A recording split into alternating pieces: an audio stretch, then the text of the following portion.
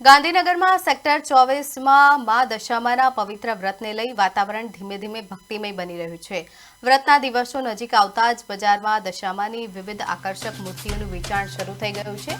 શ્રદ્ધાળુઓ પોતાની પસંદગી મુજબ મૂર્તિની ખરીદી કરી ઘરે સ્થાપના કરે છે અને 10 દિવસ સુધી શ્રદ્ધાપૂર્વક પૂજા અર્ચના કર્યા બાદ પરંપરા મુજબ મૂર્તિનું વિસર્જન કરે છે। હાલ સેક્ટર 24ના બજારમાં મૂર્તિઓની ખરીદી માટે ભક્તોની ભારે ભીડ જોવા પડી રહી છે।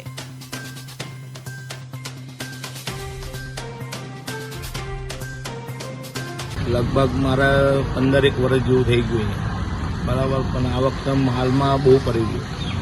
गरागी ना रही, आ वखते ओછી रही गरागी। ये चालતું दर साले चाले जे आ वखते ना चाले। તમારી દુકાનમાં જે મૂર્તિઓ છે તેનો ભાવ શું છે? ઇકો ફ્રેન્ડલી અમારે માટીની જ હતી મોટા ભાગે તો, ચૂનાની તો નથી। મોટી સાઈઝમાં હોય 4 ફૂટ હોય 3 ફૂટ હોય એ પણ મારાથી 10 એક નંગ જેવા એ લાવ્યા, પણ એમાં ઓછું ડિફરન્સ આપણને મળ્યું। પણ અમારા માટીની વધારે રહી મોટી એવી છે।